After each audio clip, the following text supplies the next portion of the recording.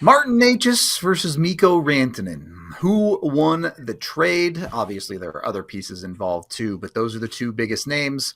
Let's be honest. We are, in Necas's case, 8 games in to this trade. It's impossible to tell you who won this trade, and it will be impossible to really come to that conclusion at least until the end of this season. With that being said, has Chris McFarland pulled a fast one here? It sure seems like Necas is a perfect fit in Colorado, and there could be long-term success to this too. Yeah, and I do believe, and I think when it happened, people were all upside down for all the reasons. I think that as players, as management, as coaches, you're like, I can't believe it's come down to this. You know what I mean?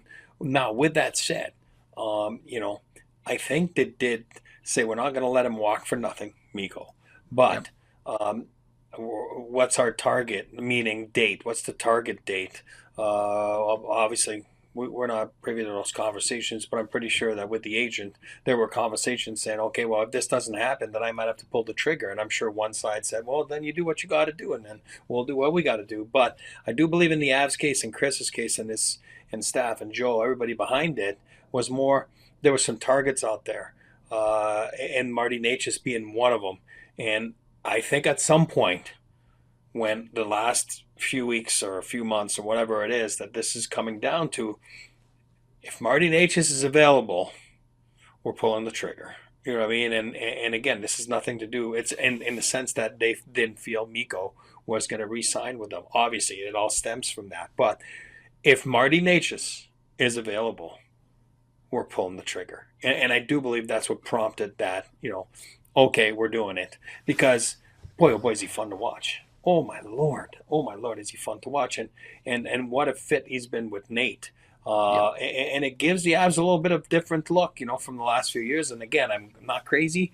I'm not a coach right now because coaches can be coaches sometimes. But the lefty righty thing is, it gives the Avs a different look, and I think we've seen it. I mean, there's people have been so used to defending Nate with a lefty in Mikko, and now you're getting a righty in Marty Necas. It makes a big difference, and I do believe in that, and especially on the power play as well. And so I do believe they targeted Necas. One of them, I'm sure, wasn't the only guy. You know what I mean? But if we're getting this, we don't want futures. We want this. And once they got it, once it was on the table, it was like, all right, let's make this happen. You've talked about his combination with Nate. Nate just may well be the perfect fit for Colorado. In one, it gives the Avs a 1-2 punch of two of the fastest burst skaters in the NHL. Obviously, everyone knows about Nathan MacKinnon's speed, but Nate just has it too. Maybe a little bit smoother than a MacKinnon type of skating, but absolutely fits the bill as one of the guys that can blow people up when it comes to his speed. He's also a great zone entry guy, drives a ton of play. And we've had the conversation a few times, of, oh, well, do the Avs split MacKinnon and Necas up, or do they keep them together? And the reality is, I think they can do either. They have the luxury of versatility when it comes to Necas. So you can throw that 1-2 punch of him and MacKinnon that drags players around the ice like crazy with their speed and skill. Or if you feel like you need a little bit more play driving on a deeper line like your second line, you can drop Necas to that line and he can help push play for a line like that. So I do think there's a lot to love here, but there is one key to me for Necas to really, really continue to be successful in Colorado, and that's his willingness to shoot the pucky.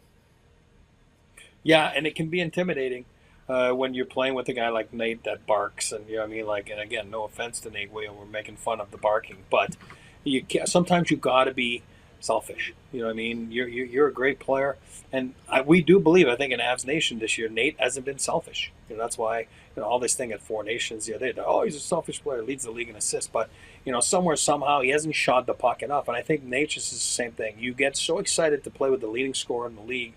You got to remember in Carolina, he was not playing to what people were thinking, with Ahahos of the world. He was playing more with the Robinsons of the world. And, you know what I mean, where all of a sudden they're good players, but he was the driver in that line, where all of a sudden Nate's a leading scorer in the NHL. He is a driver, but this guy can be a driver too. So it's only one puck, right? And I think Yep. somewhere, somehow, they figured out how to be productive together.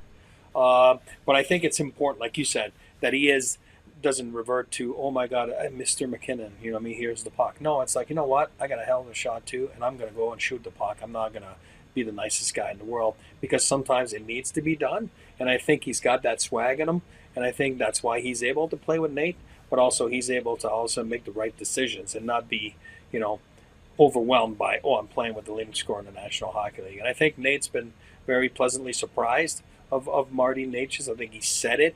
I didn't realize how good he was. Why would you? You play in the East, you play in the West, you don't watch those. I mean, come on, you know. But somewhere when you see him, all of a sudden go deep below the blue line and curl back up, and then all of a sudden you got McKinnon, and then you got those two absolute rockets coming at you, and then I'd love to be a defenseman on that team. I'd pick up 25 points a year, just give up the puck right there. Why not? It's so easy. Those guys are sick with their bursts of speed, and the room that they have when they walk into that zone is scary. You know what I mean? Because no guy in their right mind is going to want to give them, oh, you got to give time and space away. Yeah, of course. But when their guys are going at rocket speed, it's a little easier said than done.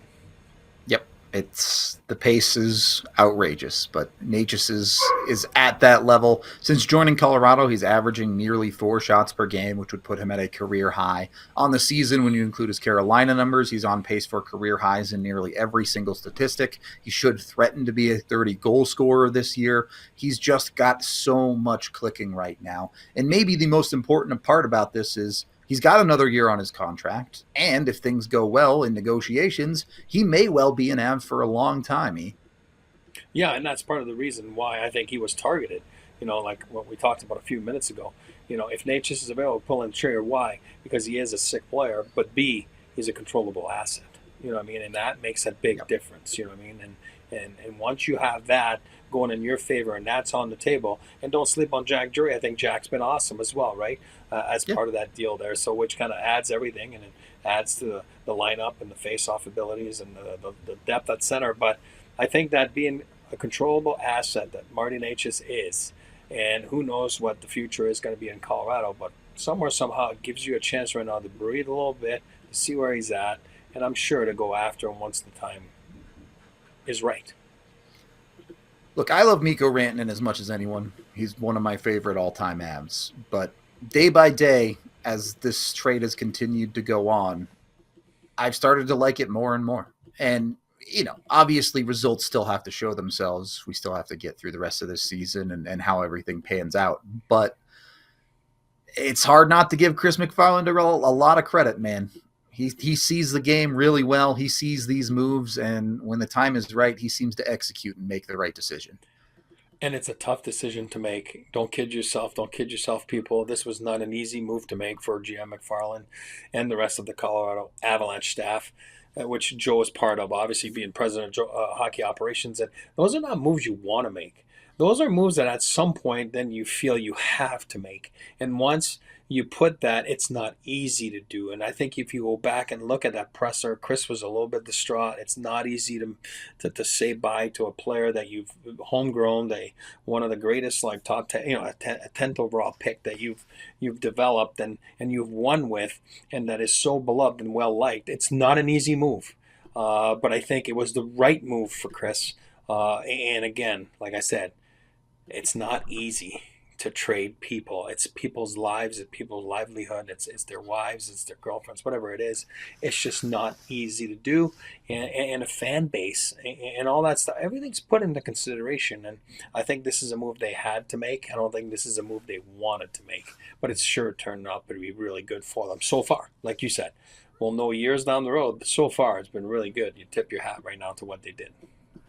Well, you can let us know who you think won the trade down in the comments, or who's going to win the trade might be more accurate. The only thing I know for sure is Chicago didn't win it.